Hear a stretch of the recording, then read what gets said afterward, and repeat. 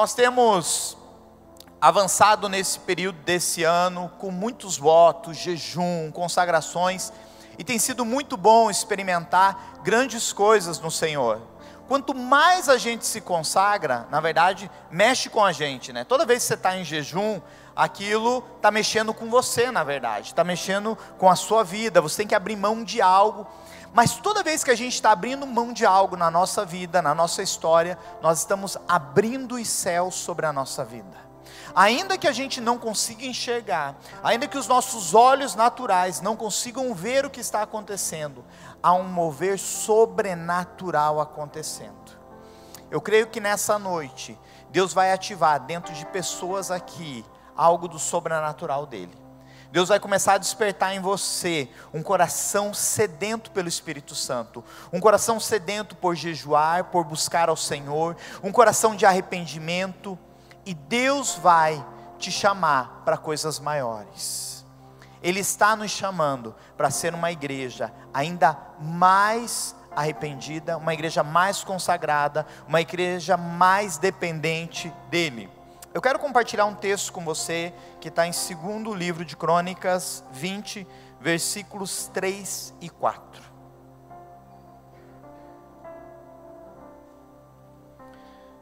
Deixa eu puxar aqui. Diz assim: alarmado Josafá, decidiu consultar o Senhor, e proclamou um jejum em todo o reino de Judá. Reuniu-se, pois, o povo, vindo de todas as cidades de Judá, para buscar a ajuda do Senhor. Quando nós vamos para esse texto, aqui fala sobre o reinado de Josafá, e aqui mostra um momento que ele está assumindo o povo, ele é levantado como um rei, mas ele vai ter que entrar numa grande batalha. Os exércitos amonitas e moabitas, eles formaram um grande exército para lutar contra o povo de Israel. E eles estão vindo na direção do povo, e então Josafá, ele precisa de uma estratégia para vencer essa guerra. A primeira coisa que esse líder, que esse rei poderia ter pensado seria: qual é a bomba que eu vou usar, Qual vai ser o tipo de arma? Vai ser metralhadora? O que nós precisamos para vencer esse exército? Talvez nós pensaríamos dessa forma. Mas esse rei era um rei que dependia de Deus. Ele sabia que se ele fosse com as armas naturais para enfrentar esse exército, ele não venceria. Ele não teria sucesso. E então, a primeira coisa que ele faz, ele chama o povo para jejuar. Ele faz uma convocação de todas as pessoas, desde crianças, todo mundo. E ele chama eles para uma responsabilidade.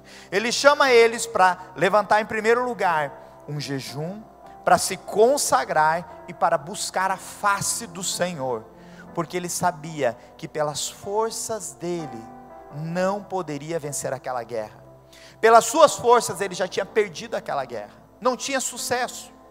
Você sabe que na nossa caminhada, na nossa jornada, na nossa vida, todos os dias nós nos deparamos com batalhas.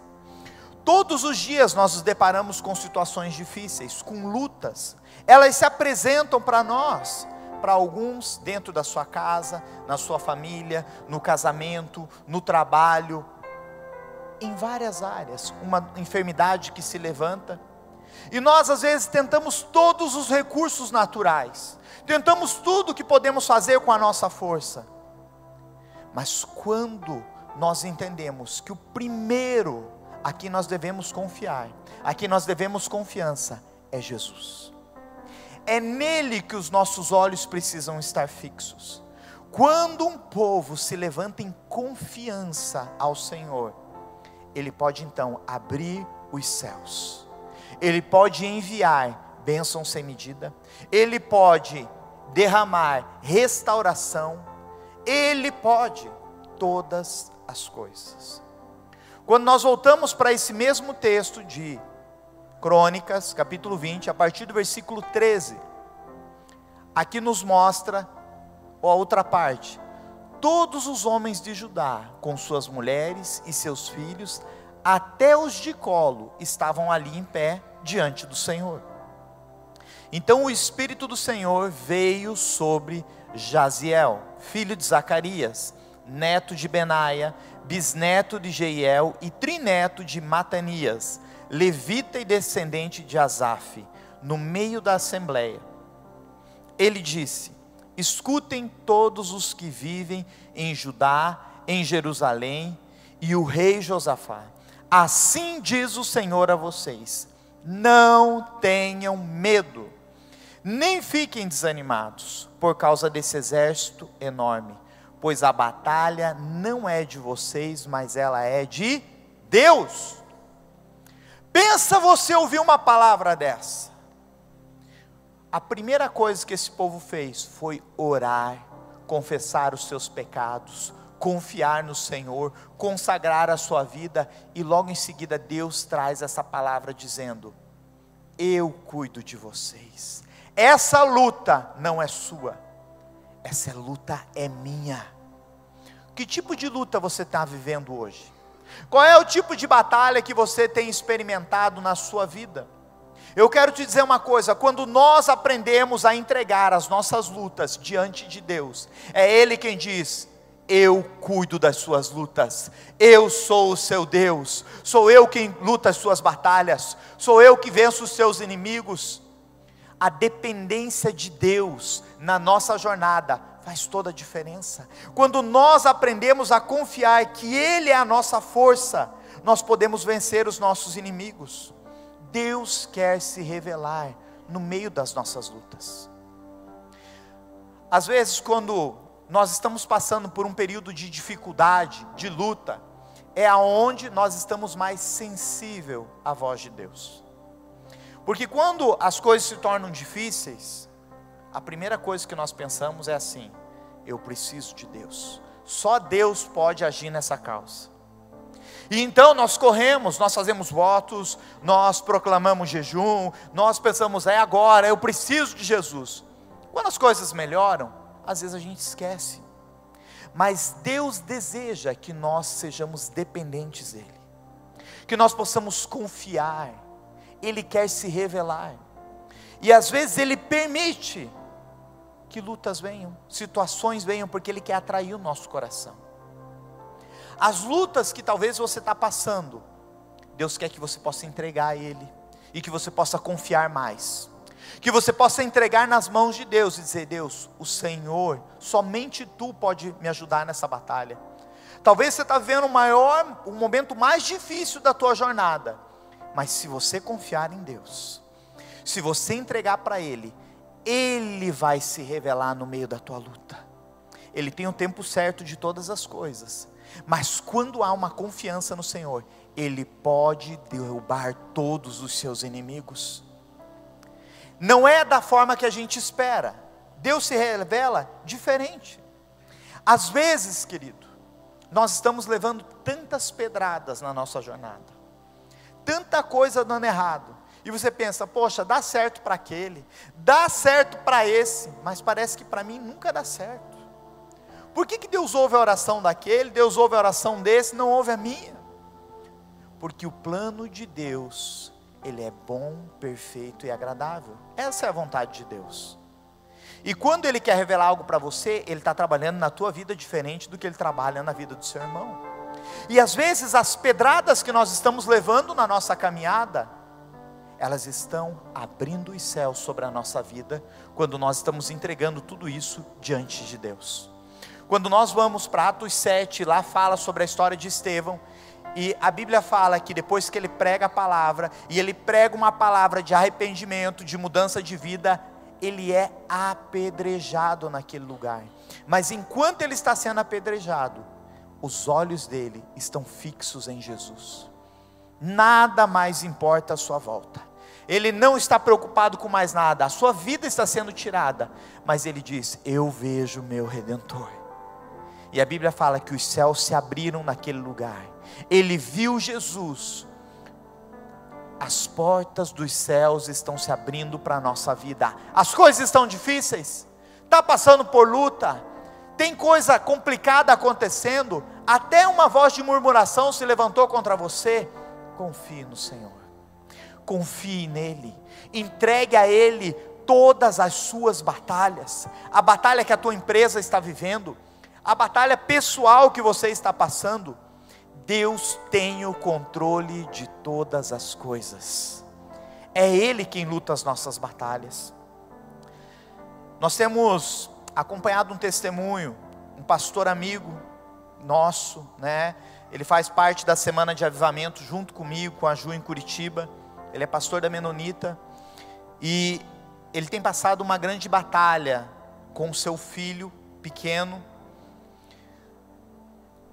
Seu filho começou a ter uma convulsão e em casa eles não sabiam o que era, foi muito rápido. Ele relatou que ele chegou com os filhos no braço, no hospital, e o seu filho foi direto para a UTI. Toda a equipe médica, todo mundo assustado com aquele quadro. A criança vai para a UTI, eles têm que entubar ela, fazendo vários procedimentos, não achando o que era. Esse pai começa a falar, e isso já fazem 2 semanas que ele vem relatando, e a gente vem conversando e orando por ele. E ele compartilhando que ele chegou naquele hospital não sabendo se ele iria sair dali com o seu filho novamente. Querido, quando você tem filhos e você passa por uma situação difícil, é só nesse momento que você entende qual é a dor de um pai nesse momento. Ele começa a clamar a Deus e perguntar o porquê tudo isso está acontecendo com ele. Ele é um pastor, ele é fiel a Deus, mas querido, às vezes Deus permite, porque Deus está trabalhando em nós, nos momentos difíceis e nos momentos bons. Ele falou assim: olha, eu entrei naquele hospital com uma fé de um tamanho e de um jeito, mas eu agora, 2 semanas depois, eu não sou mais a mesma pessoa. Algo mudou na minha vida. Ele falou: eu sou uma pessoa que confia mais em Deus. A minha fé foi mudada. Eu estou cheio de cicatrizes no meu corpo, mas hoje eu sei que Deus é fiel em todas as áreas. Ele falou que em alguns momentos ele estava olhando para o seu filho, e seu filho acordava das anestesias, e ele só podia ver o olhar. Ele sabia que aquele olharzinho era de alguém que queria alguma coisa. Ele falou: eu queria receber aquele beijinho suave que meu filho me dava no rosto, e eu não podia. O quadro dele era muito sensível. Essa madrugada, ele passou uma mensagem no nosso grupo de pastores lá, e ele colocou assim: hoje eu pude pegar meu filho no colo, hoje ele me deu um beijinho no rosto, e ele pediu para assistir Peppa Pig. Ele falou: foi tão lindo poder estar com ele. Ele falou assim: ó, eu estou absorvendo e passando por toda essa batalha, mas Deus está se manifestando na minha vida como nunca antes. Deus se revela no meio das nossas lutas. Quando nós estamos sensíveis à sua voz, não importa o tamanho da luta, não importa o tamanho da batalha, não importa o tamanho do exército que está se levantando na sua vida, o que importa é o tamanho do nosso Deus que está à nossa frente. É a nossa confiança, é a nossa determinação, é saber para o que Deus nos chamou e aonde Ele quer nos levar. É a confiança que nós podemos ter. É quando nós dizemos: Deus, eu sei que o Senhor vive na minha vida, ainda que a situação que eu estou passando é difícil, é uma luta tremenda. É o que eu ouvi desse pastor, mas ele falou: eu sei para onde Deus está me levando. E hoje eu tenho mais confiança nele ainda. Eu tenho cicatrizes, eu estou machucado, mas isso não me tirou da batalha, isso me tornou mais forte ainda. As batalhas que nós estamos vivendo é para nos tornar mais forte. É nesse lugar que nós podemos confiar mais em Deus, adorá-lo, buscá-lo, dedicar a nossa vida. A Bíblia, querido, ela fala de vários momentos em que homens precisaram se levantar, convocar o povo e falar: vamos nos levantar em jejum, em adoração, em consagração, e Deus vai se mover de novo. E nesses momentos, avivamentos foram produzidos, grandes vitórias o povo de Deus experimentou. Nós vemos a história de Neemias, aonde ele fica sabendo que o templo do Senhor foi destruído, Jerusalém, as portas foram queimadas. Deus gera uma compaixão no coração dele, e ele fala: nós vamos restaurar esse lugar. E ele vai para esse ambiente, e ele faz todo um trabalho, ele convoca o povo, e eles fazem toda a restauração. E em Neemias 8, capítulo 1, depois que a cidade foi restaurada, nós vemos aqui, quando chegou o 7º mês, e os israelitas tinham se instalado em suas cidades, todo o povo juntou-se como se fosse um só homem na praça. Queridos, não eram várias denominações, vários povos, eles se juntaram como se fossem um só, em frente da porta das águas. Pediram ao escriba Esdras que trouxesse o livro da lei de Moisés, que o Senhor dera a Israel. E eles pediram que fosse lido o livro, e ali eles estavam adorando ao Senhor e se consagrando. Eles fizeram isso, e logo no capítulo 9, se você vai de Neemias, ali fala que então, depois de que foi lido o livro, eles começaram a confessar os seus pecados. Todo o povo, eles começaram a confessar os seus erros, aquilo que estavam fazendo, os pecados que eles estavam cometendo, e houve um grande romper e um avivamento naquele lugar. Deus nos aguarda, Deus espera que a sua igreja se levante em clamor diante dEle, que nós possamos ser uma igreja que confessa a nossa vida diante do Senhor, que depende dEle.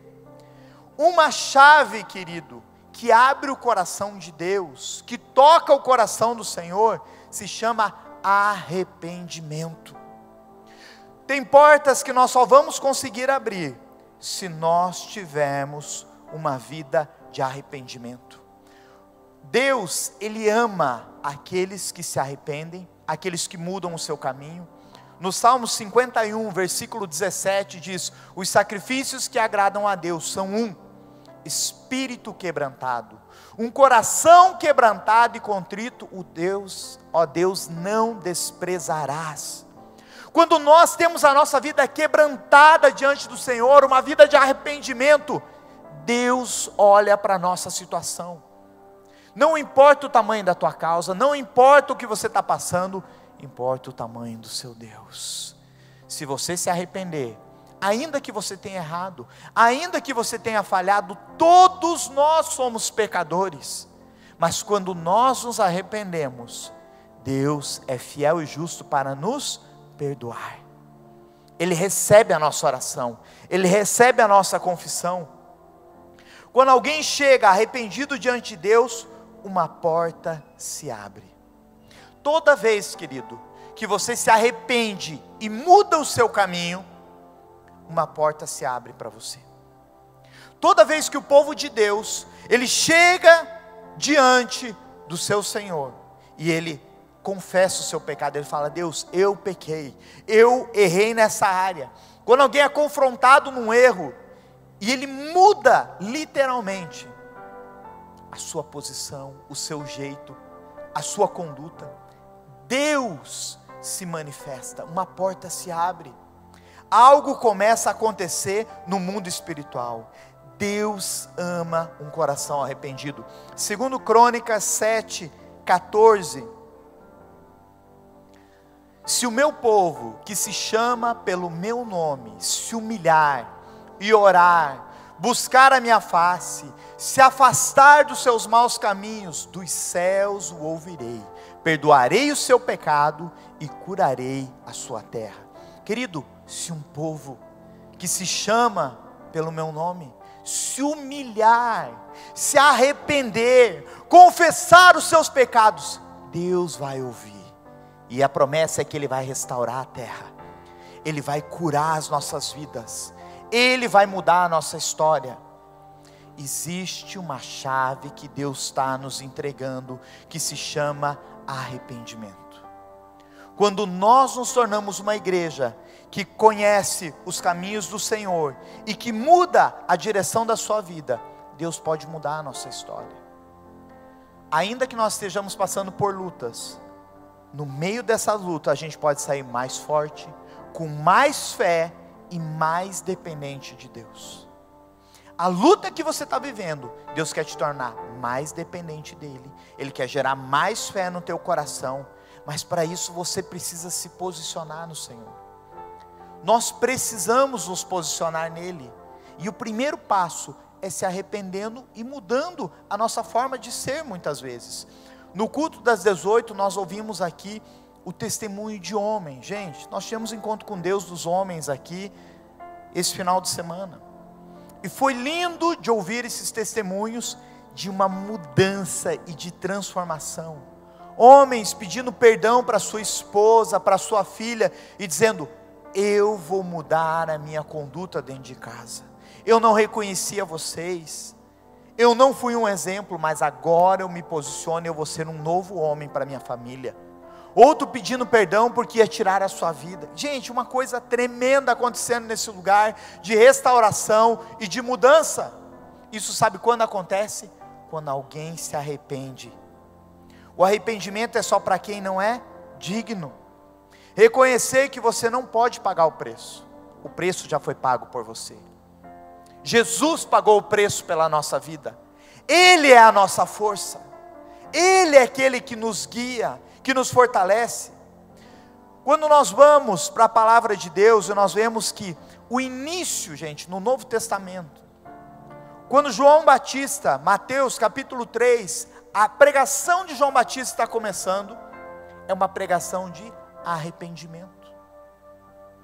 João Batista, ele vem quebrando tudo, e ele fala: arrependei-vos e mudai de vida, arrependei-vos todos vocês. Ele vem com uma palavra forte, e as pessoas iam até ele, para serem batizadas nas águas, e para começarem uma nova jornada para a sua vida. Esse é o Evangelho, esse é o Novo Testamento pregando. E então, de repente vem Jesus até João Batista. Mas do que precisava Jesus se arrepender, gente? Jesus não tinha pecados. E quando ele chega diante de João Batista fala: Jesus, você é o Filho de Deus, eu preciso ser batizado por você, eu sou o pecador nesse lugar. E Jesus fala: João, é necessário que se cumpra as Escrituras, e para que isso fique como exemplo para todos, porque todos precisam se arrepender de vida e mudar a direção da sua jornada nessa terra. Então ele batiza Jesus. E quando nós vamos para Mateus 4,17, depois de tudo isso, nós vemos aqui, daí em diante, Jesus começou a pregar: arrependam-se, pois o reino dos céus está próximo. Gente, qual é a mensagem que João estava pregando? Arrependimento. Qual é a mensagem que Jesus vem pregando? Arrependimento. Quando depois que Jesus já havia ressuscitado, e ele envia o Espírito Santo, em Pentecostes, aquele avivamento, a primeira mensagem de Pedro que ele vem pregando é arrependimento. Arrependei-vos. Essa é a mensagem do reino. Essa é a mensagem de mudança e de transformação. Jesus é o ponto de mudança da nossa vida. Ele é a transformação que nós precisamos. Quando Jesus entra na vida de alguém, na nossa história, precisa acontecer transformação. Quando nós vemos Paulo era um conhecedor, gente, de toda a lei. E ele perseguia os cristãos porque ele não entendia a graça de Deus. Mas quando ele tem a revelação do próprio Jesus, da graça, a mensagem que Paulo começa a pregar é uma mensagem de novo nascimento, de mudança de vida e de arrependimento. Essa é a mensagem do Evangelho. É essa a mensagem que abre a porta dos céus sobre a nossa vida. Quando nós vamos para Apocalipse 3,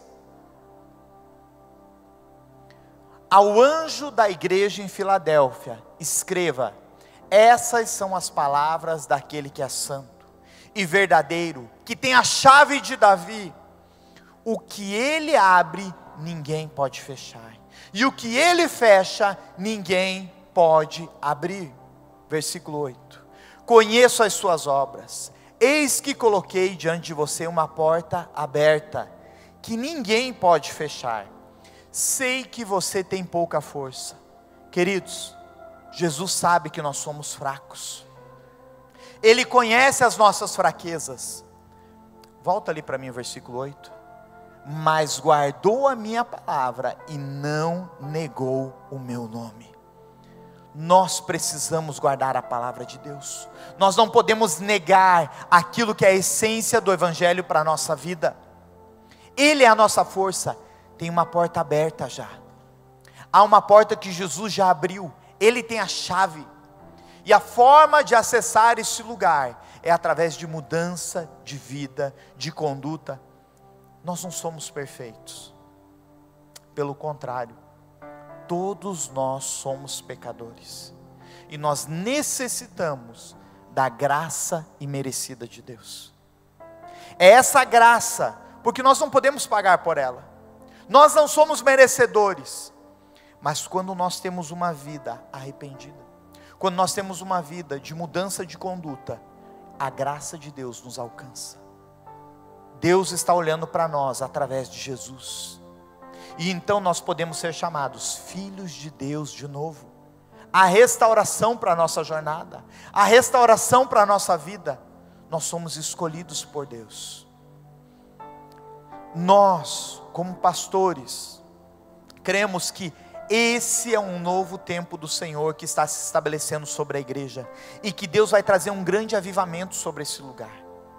Nós temos feito vários jejuns, correto? Nós fizemos um no início do mês, que era não tomar nada além de água. Gente, isso foi uma morte para mim, porque pensa num cara que é cafezeiro. Eu gosto de um café, eu tomo café para dormir, né? Tem gente que toma para não dormir, eu tomo para dormir. Dá uma faltada de cafeína, eu tenho que tomar um café para dormir. E quando a gente teve esse café, né? Esse jejum, eu tentei negociar com o pastor Márcio, que era bem na semana do encontro com Deus. Falei, mas pelo menos o encontro, pastor, não tem jeito. Ele falou, não, ó, que vocês vão se consagrar mais ainda. Numa mão a coxinha, na outra o copo d'água. E foi ralado, não foi fácil. Mas a gente venceu aquilo, porque nós sabíamos que nós queríamos nos consagrar. Veio outro voto da próxima semana, rede social, internet. Eu vi o pessoal andando com o celular, não podia acessar, eles só olhavam que estava atualizando assim. Sabe aquela coisa que você está na tua mão, você não pode mexer, você dá uma mexida, uma olhada só. Ah, então, o que será que estão falando, né? Será que alguém acessou? Será que alguém postou uma foto, né? Será que alguém fez uma postagem? O que atualizaram no Twitter hoje?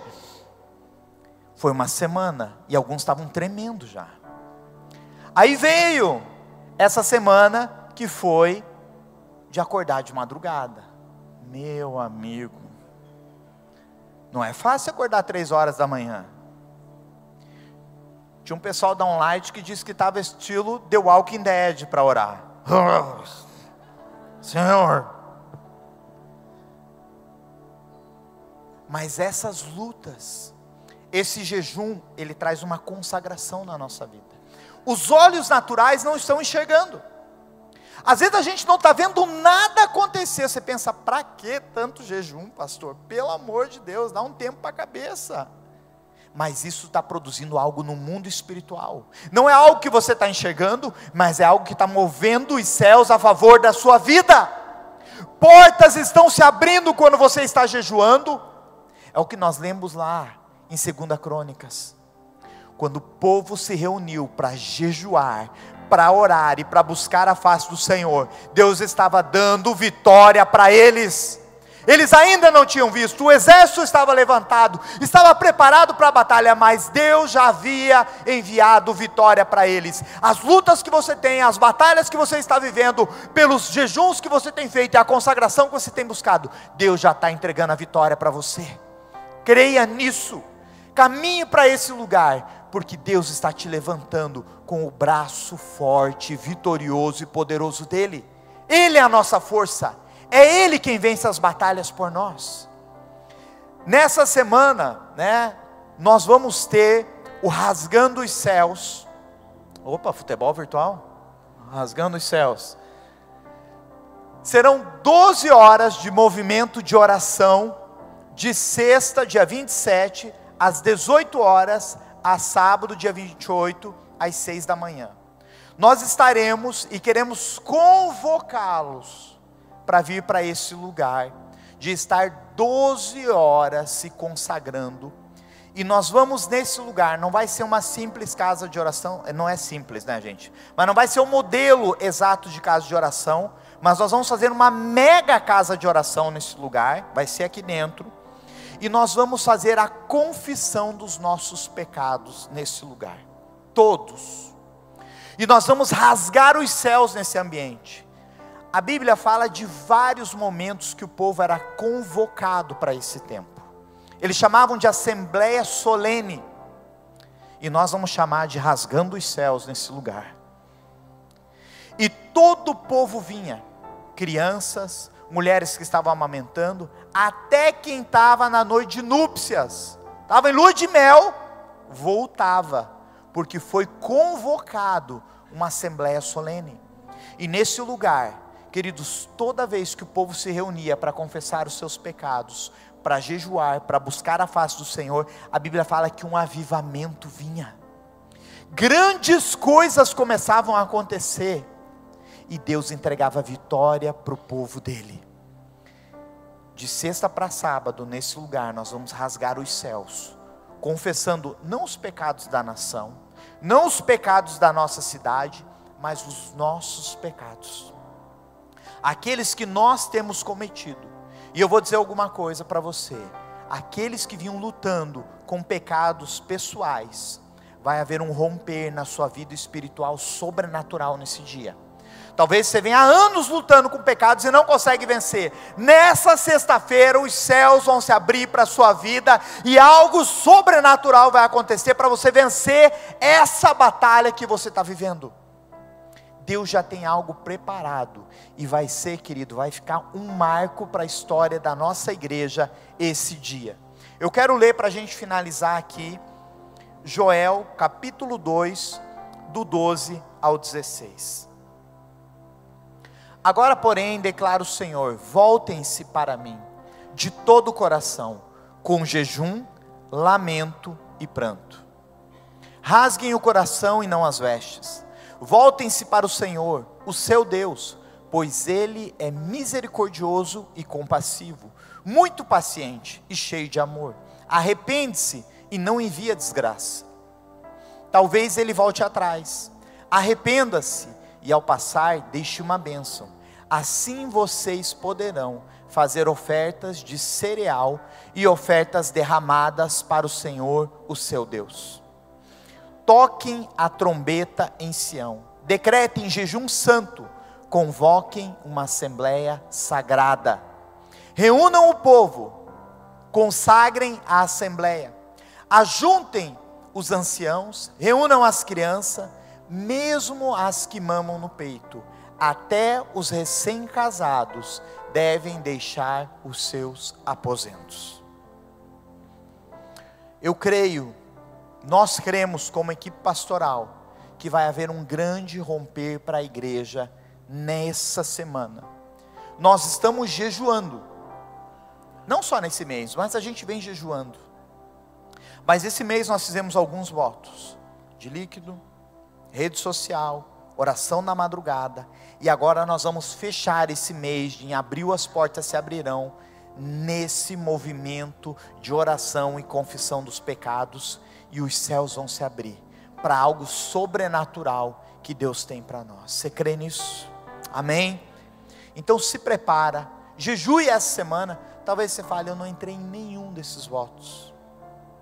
Faça um jejum essa semana, se consagre, para que você possa experimentar o agir, o mover de Deus para a sua vida, para a sua família, para a sua descendência. Isso será um marco para aquilo que nós vamos viver para esse tempo. Quero te convidar a ficar em pé.